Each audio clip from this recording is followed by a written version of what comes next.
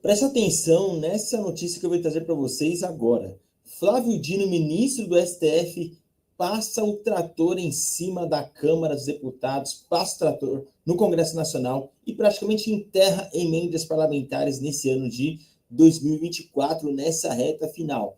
Julgamento de Bolsonaro já tem data, segundo o STF. Fique comigo até o final desse vídeo. Eu tenho muitas informações para vocês. Deixa o like aí para fortalecer, se inscreva no canal, comente, compartilhe esse vídeo com o máximo de pessoas que vocês puderem. Sem mais enrolação, vamos lá para as informações. Nessa reta final de ano, tem muita gente que já não quer mais saber de trabalhar, é momento de descanso, é momento de reflexão, momento de folga, de viagem e tudo mais. Só que lá em Brasília, o caos está instalado e o pessoal está trabalhando de noite e de dia. Olha só, Flávio Dino nega emendas parlamentares e STF já definiu julgamento do Bolsonaro. Bom, o que nós temos muito claro é que as coisas no Brasil andam de mal a pior. Quando nós olhamos para os números, né? Tudo mais caro, o governo do Lula aí sofrendo com a popularidade abaixando cada vez mais. Só que, por outro lado, nós temos também a corda no pescoço de Bolsonaro por conta do 8 de janeiro de 2022. Vai haver o julgamento aí desse processo. Então, você vê como tá feia a coisa, né? O Lula com a popularidade baixa, correndo risco de impeachment também, uma série de bobagens que estão acontecendo lá em Brasília, a primeira-dama aí desviando dinheiro público, segundo o que estão apurando, uma série de coisas ruins. Só que quando você olha para o outro lado, também, em se tratando de Bolsonaro, as coisas para ele não estão muito boas, tendo em vista que esse suposto golpe de 8 de janeiro de 2022 pode comprometer ali a elegibilidade até de outras pessoas que estão ali em sua volta. Bolsonaro, até o presente momento, está inelegível até 2030, ou seja, em tese, ele não disputa a eleição de 2026. Teria que indicar alguém para compor ali a base de governo, ou seja, seria ele governando, ainda que não estivesse na presidência, como aconteceu com Lula, que por trás ali apoiou Dilma, apoiou Haddad e tudo mais. Agora, gente, o bicho está pegando e o julgamento deve acontecer. Eu vou trazer aqui para vocês a matéria e o que o STF está planejando, o plano do STF, o plano dos ministros contra o Bolsonaro. Valendo lembrar, gente, que a maioria dos ministros ali é de apoio ao Lula, né? São ministros de esquerda. O que tinha de ministro de direita indicado, inclusive pelo Bolsonaro, André Mendonça e Cássio Nunes. Cássio Nunes já votou a favor da manutenção do Alexandre de Moraes como relator e como julgador ali dessa matéria, na primeira turma do qual ele compõe. Já André Mendonça, o único que me parece estar aliado ao Bolsonaro, votou a favor da retirada do Alexandre de Moraes nesse julgamento, tá? Vou trazer aqui para vocês o que o STF está planejando para o ano que vem. Preste muita atenção aí. O plano de golpe ainda no primeiro semestre de 2025. De acordo com a reportagem, a Procuradoria-Geral da República, comandada por Paulo Gonet, fará um esforço concentrado logo no começo do ano para que a denúncia contra os investigados seja apresentada até março. Conforme a emissora, a avaliação é de que o processo contra quem está preso seja mais rápido, para evitar que as prisões preventivas se alonguem sem uma acusação formal. Ainda segundo a CNN, a hipótese de prisão do ex-presidente Jair Bolsonaro antes da conclusão do processo é considerada improvável por integrantes da Suprema Corte. Constantino, vale lembrar que aquele relatório da Polícia Federal de quase 900 páginas, então foi encaminhado para a PGR, para a Procuradoria-Geral da República, está nas mãos agora de Paulo Gonet, e a previsão que rola aí nos bastidores é que Gonet vai decidir se apresenta a denúncia, se arquiva esse inquérito ou se pede mais investigações, mais provas para a Polícia Federal. Isso deve ocorrer no primeiro semestre ainda de 2025. E tem a questão da possível prisão de Jair Bolsonaro, como bem Cauti falou, que mudaria todo o xadrez político para as eleições de 2026, né, Consta? Exatamente, é o que eles querem, a gente sabe disso, mas eles ficam sempre avaliando ali se vale a pena ou não, né? Até porque ele já tem os bolsonaristas onde eles gostariam, né? Todos eles intimidados, todos eles acuados de alguma forma, porque eles foram avançando de forma impune. Agora, o Procurador-Geral da República está falando em celeridade da justiça, né? O inquérito lá, o caso de abuso eleitoral de Aécio Neves, por exemplo, foi cancelado, foi arquivado porque caducou. Tinha muito tempo, né? Mas o inquérito das fake news, esse segue aberto. O inquérito do fim do mundo, como apelidou um ministro do Supremo, né? E que gente como eu, por exemplo, denunciou a cortes internacionais e hoje é réu, também sem nenhuma denúncia formal. Veja o caso do Felipe Martins, talvez um dos mais sintomáticos aí da esclerose judiciária que tomou conta do nosso país. Ele não é formalmente acusado de nada, mas ele não pode dar entrevista. O Augusto estava lembrando que o Lula não só noivou na prisão, como vivia falando, né, e tinha conta ativa nas redes sociais. Então, é óbvio que não existe celeridade nenhuma da justiça, porque o que existe, na verdade, é sempre um cálculo político, e apenas isso, né, de quem quer expurgar a direita do jogo democrático, quer eliminar os tais animais selvagens, como eles enxergam qualquer um pouco mais conservador, um pouco mais liberal do que tucanos. Né? É disso que se trata, Paulo. A gente não pode nunca adorar a pílula aqui e fingir que existe alguma normalidade institucional em nosso país. O que eles estão fazendo é eliminar, um a um, aqueles que oferecem alguma ameaça política dentro do jogo democrático a esse jogo sujo, a essa aliança instável e nefasta entre tucanos e petistas. E aí, Piotr, será que no primeiro semestre aí de 2025 a gente já tenha uma definição do que Paulo Gonet, o Procurador-Geral da República, vai fazer em relação a esse relatório da PF? Então, gente, uma pausa aqui, tá? Quais são os próximos passos? Os próximos passos são os seguintes. Nós tivemos o indiciamento da Polícia Federal, ok? Após esse indiciamento da Polícia Federal, o processo ele foi para as mãos de Paulo Gonet, Procurador-Geral da República. Paulo Gonet agora tem a missão de arquivar ou oferecer uma denúncia contra esses indiciados. Oferecendo a denúncia, aí esse processo vai ser julgado pelo STF, tá? Mais ou menos isso de uma forma bem simplória para vocês entenderem aí e não ser muito técnico. Vamos continuar assistindo aqui. Aí tem uma pergunta que a gente precisa se fazer antes. Teremos a lei aplicada ou, digamos, esse novo constitucionalismo, esse novo entendimento da lei aplicada?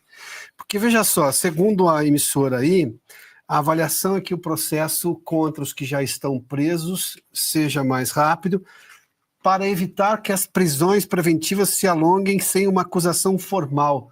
Nossa, se a PGR começou a se preocupar com isso agora, já temos um avanço. Porque lá, com os presos do dia 8, o devido processo legal foi para o espaço, com a conivência da PGR em boa parte dos casos, em que pese o fato de que em alguns momentos ela se manifestou contrária à prisão, mas teve caso ali de que não tinha denúncia e preso com quase um ano, mais de um ano ali. E privado de liberdade sem acusação formal. O caso da moça, por exemplo, lá da história do Perdeu Mané, que pintou de batom a Temis, a estátua em frente ao Supremo Tribunal Federal, sem nenhuma acusação formal, estava presa. E sem contar todas as acusações estapafúrdias, né? Golpe de Estado e também atentado violento contra o Estado Democrático de Direito. Quer dizer, onde é que começa? Um termina o outro. Enfim, tem essas coisas. Aí vamos lá. Paulo Gonet foi aprovado pelo Senado na mesma sabatina em que Flávio Dino foi aprovado como ministro do Supremo. Os dois passaram por sabatina, como prevê a lei, e numa manobra ali da Comissão de Constituição e Justiça, do senador que pretende voltar à presidência do Senado, ele era presidente da CCJ, eu estou falando de Davi Alcolumbre, fizeram uma sabatina conjunta. Olha o absurdo. E os senadores aceitaram essa sabatina conjunta. Paulo Gonet foi pouco interpelado ali, a preocupação era em algum momento com Flávio Dino, que teve uma votação menor, mas mesmo assim conseguiu ser aprovado no Senado, na sabatina e depois no Senado. A questão é, este Paulo Gonet que foi interpelado lá, foi devidamente interpelado? Não parece, até porque tem muita coisa que se reclama hoje da Procuradoria-Geral da República. E olha que a Procuradoria-Geral da República, o Ministério Público, depois da Constituição de 88, era para ser mais altivo, porque a Constituição garante essa altivez, essa independência. não é o que acontece. A PGR se manifesta, às vezes, em relação, ela, como órgão acusador, a titular da ação penal, como se diz no direito, ou seja, é quem pode acusar e dizer se há ou não há crime, o juiz julga, mas a questão é se o órgão acusador não vê crime, por que o juiz veria? E a gente está vendo que o Supremo toma uma decisão independentemente do que pensa a PGR. Quando consulta a PGR, parece que é pro forma. É essa PGR que vai se manifestar sobre esse processo. Tá aí, gente, vamos aguardar então. Primeiro semestre devemos ter aí atualizações sobre esse caso, né? E já devemos ter o julgamento do STF em relação a isso. E aí, gente, a possibilidade de prisão do Bolsonaro enquanto não ocorre esse julgamento é mínima, tá? Para quem quer ver o Bolsonaro preso, a probabilidade é mínima. Claro que envolve uma série de outras questões, né? Porque, por exemplo, nós temos aí prisão de Braga Neto, tivemos aí a prisão de Mário Fernandes, outras prisões aí que foram decretadas, que na minha concepção, muitas delas feriram o devido processo legal, mas isso não deve acontecer com o Bolsonaro. O Bolsonaro só deve ser preso aí, se caso houver uma condenação de fato, apenas no final do processo, acredito eu, inclusive, com o trânsito em julgado. Agora vamos falar sobre a votação das emendas parlamentares, né? Nós tivemos um grande problema aí, uma queda de braço, né, entre o ministro Flávio Dino, né, e a Câmara dos Deputados e o Congresso Nacional.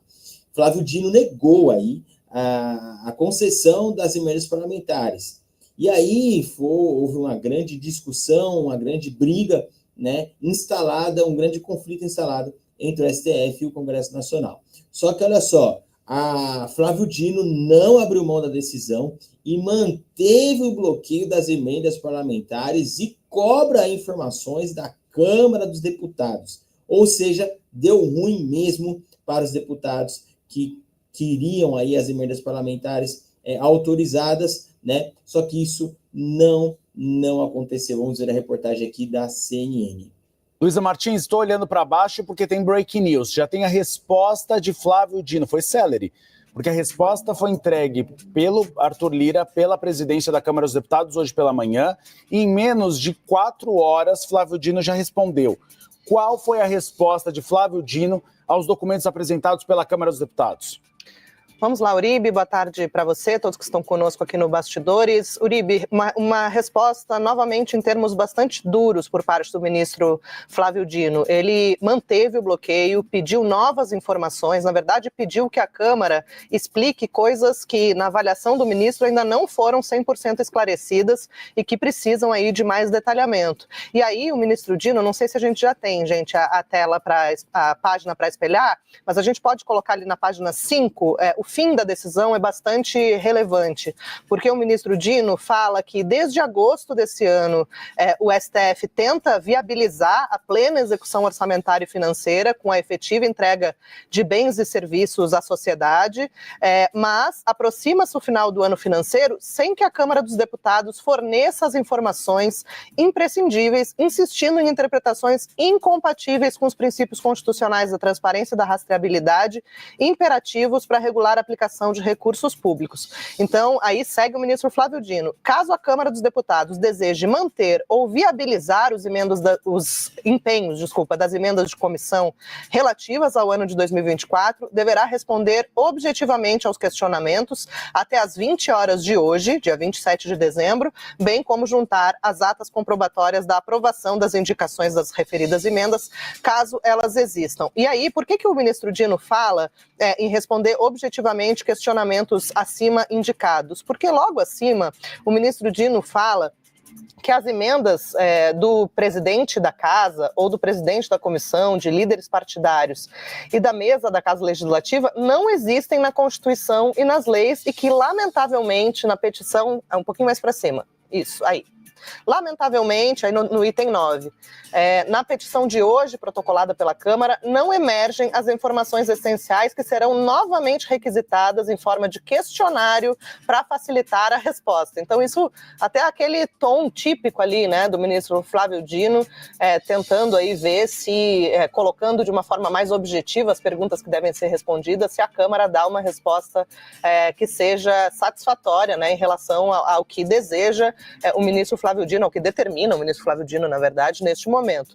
Então, segue ali uma série de questionamentos, né, sobre quando houve a aprovação das especificações ou indicações das emendas de comissão, se todas as 5.449 indicações das emendas de comissão foram aprovadas pelas comissões. A gente lembra, agora eu faço um parêntese, que uma das justificativas para a abertura de um inquérito da Polícia Federal seria o fato de as emendas de comissão serem aprovadas com base em um ofício assinado pelo próprio presidente da Câmara, com alguns líderes partidários, que seriam apenas enviados às comissões para que o presidente da comissão assine, mas sem uma deliberação colegiada por parte da comissão. E isso que foi considerado, então, essa manobra de Lira para tentar interferir ali, manipular o orçamento.